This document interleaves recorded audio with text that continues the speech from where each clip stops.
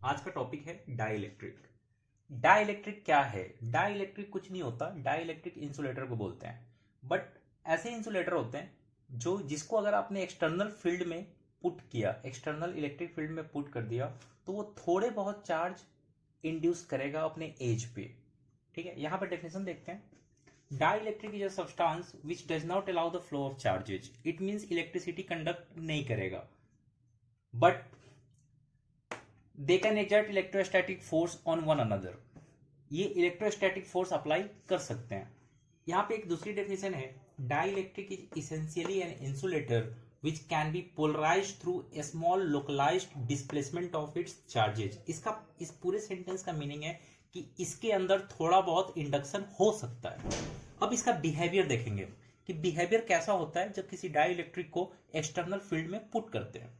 अब देखो यहाँ पे मैंने क्या करा, एक्सटर्नल इलेक्ट्रिक फील्ड क्रिएट करने के लिए दो प्लेट्स लगाए, पॉजिटिव और निगेटिव। हो सकता है कि हम कभी कभी एक ऐसा स्पेस चूज करते हैं जहां पे ऑलरेडी इलेक्ट्रिक फील्ड प्रेजेंट है, वहां पे डाइलेक्ट्रिक पुट करते हैं, बट यहाँ पे हमने प्लेट्स के थ्रू इलेक्ट्रिक फील्ड क्रिएट करवाया है। अब देखो यहाँ पे इलेक्ट्रिक फील्ड इस डायरेक्शन में फ्लो कर रहा है। अब यहाँ पे अगर आपने डाइलेक्ट्रिक पुट किया तो आपको पता है इलेक्ट्रिक फील्ड में अगर आप किसी भी चीज को पुट करते हो तो उस पर फोर्स लगता है, जितने पॉजिटिव चार्ज होते हैं उस पर फोर्स लगता है क्यू ई, और जितने निगेटिव चार्ज होते हैं उस पर in the opposite direction of electric field force apply होता है। इस डाई इलेक्ट्रिक में जितने भी पॉजिटिव चार्ज होंगे, इसके अंदर थोड़े बहुत ही पॉजिटिव चार्ज होते हैं, बहुत सारे नहीं होते कंडक्टर की तरह। इसके अंदर जो थोड़े बहुत पॉजिटिव चार्ज है वो ड्यू टू दिस फोर्स इस एज पे शिफ्ट कर जाएंगे, और जितने निगेटिव चार्ज है वो अपोजिट एंड पे शिफ्ट करेंगे क्योंकि फोर्स उस पर अपोजिट वर्क करेगा। तो यहाँ पे सेकेंड सिचुएशन देखते हैं जहां पे इसके अंदर पोलराइजेशन मींस इंडक्शन हुआ है। अब देखो इंडक्शन जब होगा तो सारे पॉजिटिव चार्ज इस एज पे आ गए, सारे निगेटिव चार्ज इस एज पे अपियर हुए। अब इसके अंदर अपना एक इलेक्ट्रिक फील्ड क्रिएट हो जाएगा और जिसका डायरेक्शन रेडियली आउटवर्ड मींस ये ईपी होगा, और इस ईपी को बोलेंगे इंड्यूस्ड इलेक्ट्रिक फील्ड। ऑलरेडी इसके बाहर, इस डाइलेक्ट्रिक फील्ड के बाहर, डाइलेक्ट्रिक के बाहर एक इलेक्ट्रिक फील्ड वर्क कर रहा है जिसको हमने नेम दिया है ई नॉट। अब अगर मैं net electric field inside this dielectric calculate करूं तो आप देख सकते हो कि electric field, external electric field का डायरेक्शन राइटवर्ड है, इंड्यूस्ड इलेक्ट्रिक फील्ड का डायरेक्शन लेफ्टवर्ड है, तो दोनों वेक्टर क्वांटिटी है, सब्ट्रैक्ट होगा। यहां पे दोनों को सब्ट्रैक्ट किया, हमने देखा कि जो नेट इलेक्ट्रिक फील्ड है वो उसकी वैल्यू डिक्रीज कर रही है, ई नॉट माइनस ईपी होगा। यहां पे इसके अंदर थोड़ा बहुत इंडक्शन होता है क्योंकि ये डाइलेक्ट्रिक है। अगर ये कंडक्टर होता तो बाहर के एक्सटर्नल फील्ड को कैंसिल करने के लायक यहाँ पे इंडक्शन करता, उस time net electric field zero हो जाता था कंडक्टर में। बट डाइलेक्ट्रिक में नेट इलेक्ट्रिक फील्ड कभी जीरो नहीं हो सकता है, वो फील्ड रिड्यूस कर जाएगा बट जीरो नहीं होगा। तो यहां पे देख सकते हो नेट इलेक्ट्रिक फील्ड क्या हो रहा है, E not minus EP. This quantity is called as reduced electric field, क्योंकि बाहर इलेक्ट्रिक फील्ड ज्यादा है, अंदर इलेक्ट्रिक फील्ड कम है, इसको बोलते हैं रिड्यूस्ड इलेक्ट्रिक फील्ड। आप यहां तक नोट डाउन करो।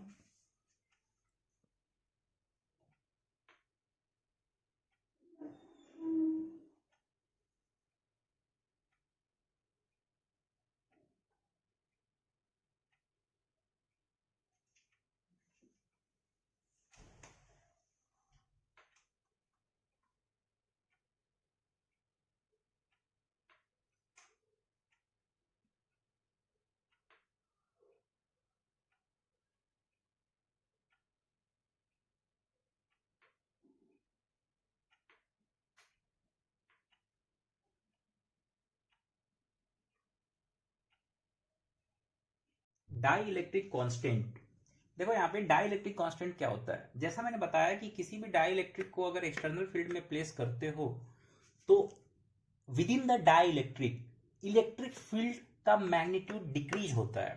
ठीक है, बाहर इलेक्ट्रिक फील्ड जो प्रेजेंट था वो ई नॉट था, अंदर में जो प्रेजेंट है उसको हम क्या बोलते हैं, रिड्यूस्ड इलेक्ट्रिक फील्ड।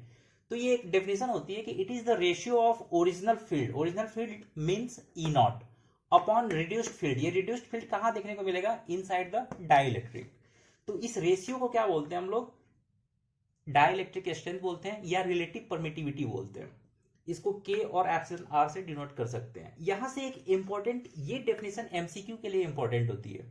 यहां से अगर मैं ये कैलकुलेट करूं कि रिड्यूस्ड फील्ड कितना होगा, तो रिड्यूस्ड फील्ड की वैल्यू आएगी ओरिजिनल फील्ड बाई के।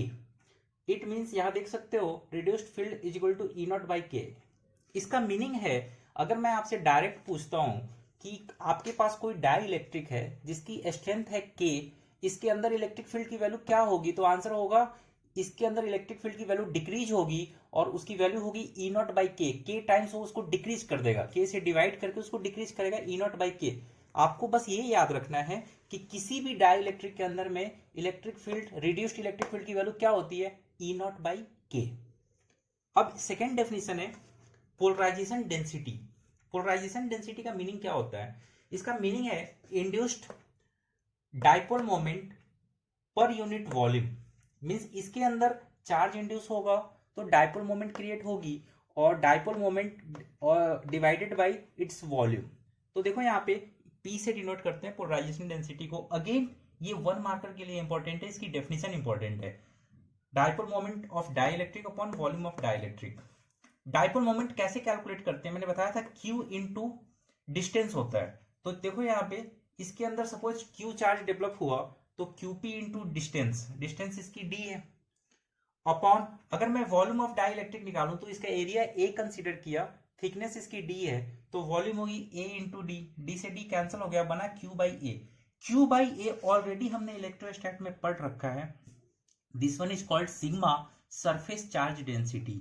तो अगेन यहाँ पे ये चीज इंपॉर्टेंट होती है पेपर के लिए, एमसीक्यू के लिए या फिल इन द ब्लैंक्स के लिए कि पोलराइजेशन डेंसिटी किसके इक्वल होता है। पोलराइजेशन डेंसिटी हमेशा सरफेस चार्ज डेंसिटी के इक्वल होता है, इसको आप नोट डाउन करो।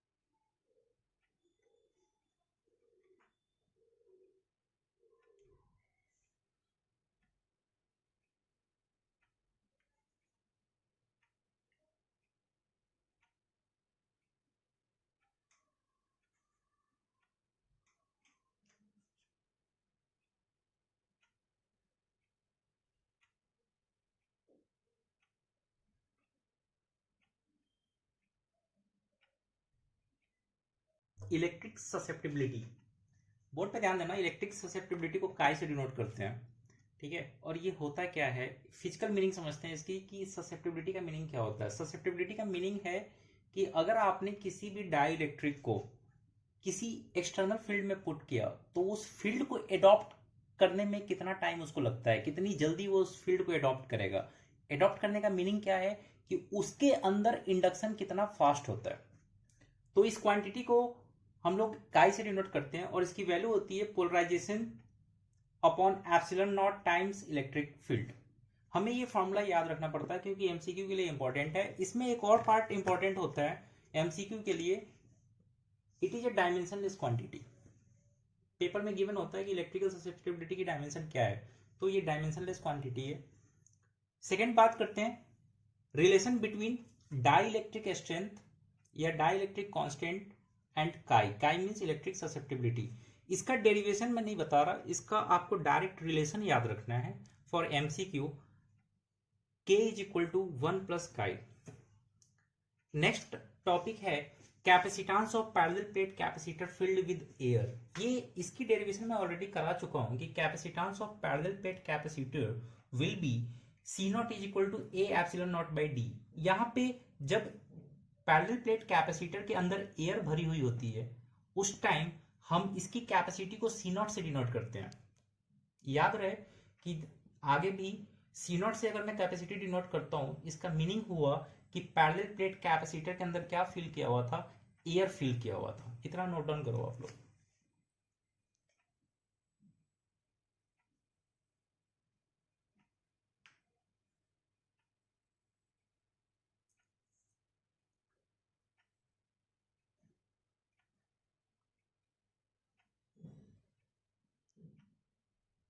Capacitance of parallel plate capacitor with dielectric slab. देखो क्या हुआ है, यहाँ पे एक पैरेलल प्लेट कैपेसिटर लिया है मैंने, उसके अंदर एक डाइलेक्ट्रिक स्लैब को इंसर्ट किया है। मैंने बताया था कि जब डाई इलेक्ट्रिक आप लगाओगे तो इसके अंदर इलेक्ट्रिक फील्ड की वैल्यू डिक्रीज कर जाती है और उसकी वैल्यू होती है ई नॉट बाई के। बाहर में इलेक्ट्रिक फील्ड जो काम कर रहा है वो है ई नॉट। अब यहाँ पे ध्यान से देखो, अगर हमें कैपेसिटी कैलकुलेट करनी है तो कैपेसिटी का फॉर्मूला होता है क्यू बाई वी। सबसे पहले हम पोटेंशियल कैलकुलेट करेंगे। अब पोटेंशियल कैसे कैलकुलेट करेंगे? पोटेंशियल डिपेंड करता है dV is equal to minus E dot d r, depend करता है कितने टाइप के इलेक्ट्रिक फील्ड प्रेजेंट है। तुम देखो यहाँ पे दो टाइप के इलेक्ट्रिक फील्ड प्रेजेंट है।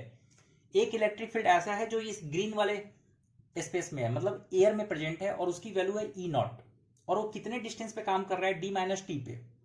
एक electric field within the dielectric है जो ई नॉट बाई के है, और इस कितने स्पेस पे काम कर रही है? टी पे।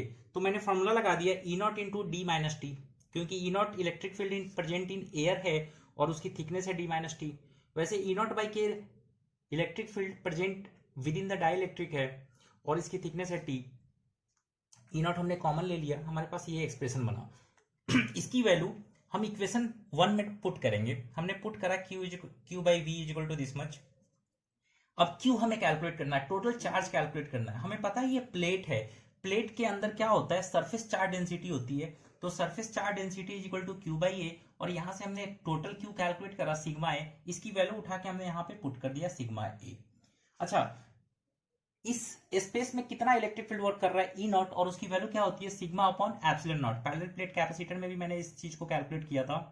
ये वैल्यू दोनों पुट कर दिया हमने, सॉल्व किया, तो यहां से रिजल्टेंट कैपेसिटी कैलकुलेट होके आ रही है A epsilon naught upon d minus t plus t by के। बहुत ही ज्यादा इंपॉर्टेंट फॉर्मूला है, इसको आप नोट डाउन करो और याद रखो।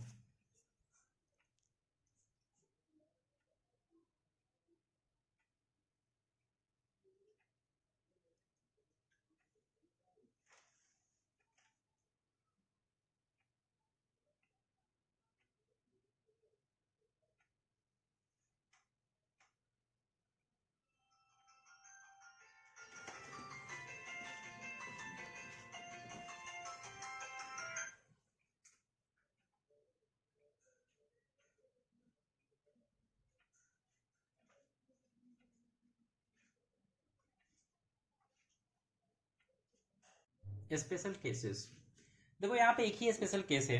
अगर मैंने ऐसा कर दिया कि पैरेलल प्लेट कैपेसिटर के अंदर में एक डाई इलेक्ट्रिक स्लैब इंसर्ट किया जिसकी थिकनेस डी के इक्वल है, कंप्लीटली इसको फिल कर रहा है, तो क्या होगा? टी डी के इक्वल आ जाएगा।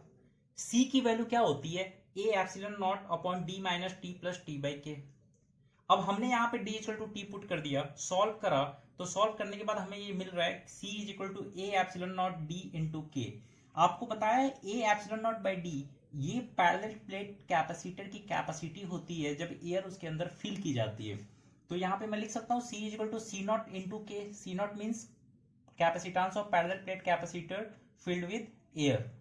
अब यहां से के का फॉर्मूला निकल रहा है सी अपॉन सी नॉट। यहाँ पे दो चीजें इंपॉर्टेंट है। पहली बात, देखो कैपेसिटी इंक्रीज हो जाती है अगर आपने इसके अंदर डाई इलेक्ट्रिक स्लैब को फिल किया है, के टाइम्स इंक्रीज होती है। दूसरी चीज, यहां से डाई इलेक्ट्रिक कॉन्स्टेंट की एक डेफिनेशन निकलती है सी बाई सी नॉट। सी का मीनिंग क्या है? Capacitance of parallel plate capacitor filled with dielectric upon C naught का मीनिंग क्या है? Capacitance of parallel plate capacitor filled with air. ये दोनों पॉइंट्स इंपॉर्टेंट है। कैपेसिटी इंक्रीज होगी के टाइम्स, और दूसरा के का यहां से एक न्यू डेफिनेशन निकल रही है सी बाई सी नॉट। इसको आप नोट डाउन करो।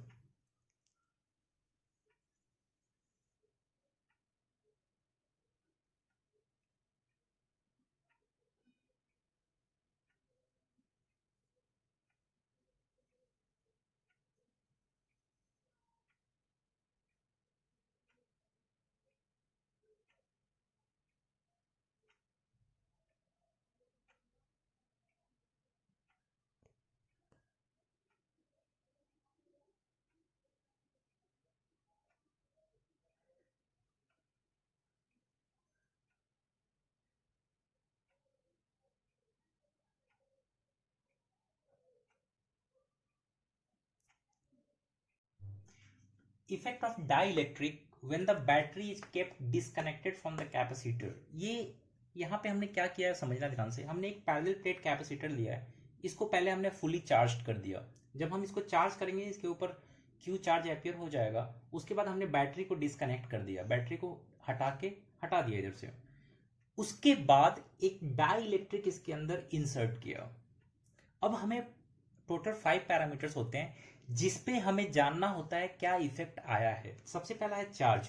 यहां पे देखो चार्ज के ऊपर क्या इफेक्ट आएगा। तुमने कैपेसिटर फुल्ली चार्ज कर दिया, देन बैटरी को डिस्कनेक्ट कर दिया, इसके चार्ज को कोई यूटिलाइज नहीं कर रहा है, इसलिए जब आप डाइलेक्ट्रिक स्लैब डालोगे तो चार्ज जो पहले था वही बाद में भी होगा। हम बोलेंगे charge remains constant, means dielectric को डालने से चार्ज में किसी भी टाइप का कोई भी चेंज अपीयर नहीं हुआ है, क्योंकि उसको यूटिलाइज करने वाला कोई नहीं है। सेकेंड देखते हैं electric field.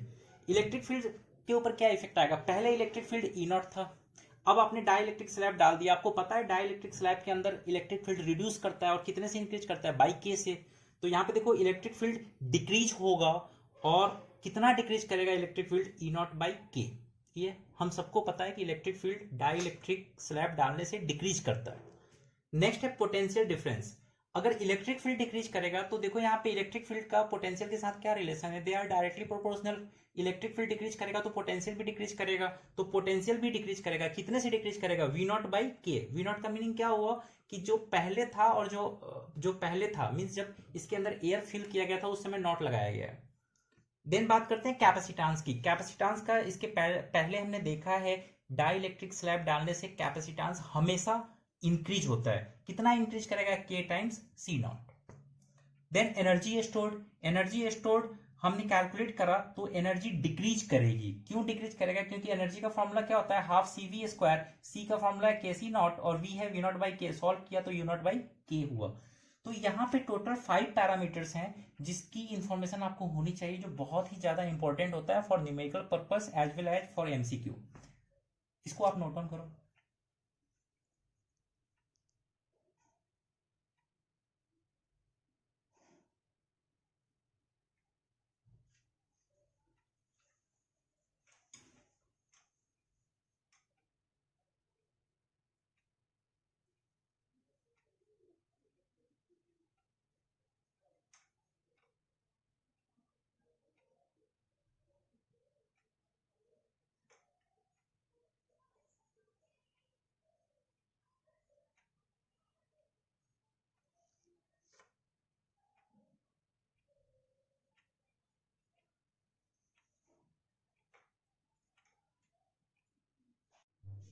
Effect of dielectric when battery remains connected across the capacitor. अब देखो क्या किया हमने, क्या करा है, एक कैपेसिटर लिया, इसको बैटरी के साथ कनेक्ट कर दिया, और उसके बाद डाइलेक्ट्रिक इसके अंदर पुट कर रहे। अब हमें देखना है क्या इफेक्ट पड़ेगा। तो देखो सबसे पहले क्या होगा, सिंस तुमने यहाँ पे बैटरी कनेक्ट किया है तो बैटरी से तो चार्ज फ्लो करेगा ही करेगा। तो यहाँ पे टाइम के साथ चार्ज क्या करेगा, इंक्रीज। तो हम क्या लिखेंगे, चार्ज इंक्रीजेस। कितना इंक्रीज करेगा, Q is equal to Q naught times K से मल्टीप्लाई हो जाएगा और उतना वो इंक्रीज करेगा। देन बात करते हैं पोटेंशियल डिफरेंस की। देखो एक बार जब ये कैपेसिटर चार्ज हो गया तो इसका पोटेंशियल इसके इक्वल हो जाएगा। अब चाहे आप इसके अंदर कुछ भी कर लो, ये पोटेंशियल ड्रॉप होने वाला नहीं है क्योंकि एक ही कैपेसिटर लगा हुआ है। तो यहाँ पे पोटेंशियल डिफरेंस की अगर मैं बात करूं तो पोटेंशियल डिफरेंस रिमेन्स कांस्टेंट। उसके आने से कोई इफेक्ट नहीं आएगा क्योंकि बैटरी हमेशा पोटेंशियल डिफरेंस को मेंटेन करके चलेगी, इसलिए पोटेंशियल डिफरेंस क्या रहेगा, constant. Now electric field. Electric field किस पे डिपेंड करता है, पोटेंशियल पे। DV equal to minus E dot d r. अगर तुम्हारा पोटेंशियल चेंज नहीं हो रहा तो इलेक्ट्रिक फील्ड भी चेंज नहीं होगा। So we can say that electric field remains constant. Now capacitance. Capacitance के बारे में आपको पता है, जब भी आप पैरेलल प्लेट कैपेसिटर में डाई इलेक्ट्रिक स्लैब आप पुट करते हो, कैपेसिटेंस ऑलवेज इंक्रीजेस। तो देखो यहाँ पे कैपेसिटेंस क्या होगा, K times C naught. Now energy store की बात करते हैं, एनर्जी भी इसकी इंक्रीज होगी क्योंकि आपने बैटरी कनेक्ट कर रखा है, और वो होगा यू इज इक्वल टू के टाइम्स यू नॉट। इसको नोट डाउन करो आप।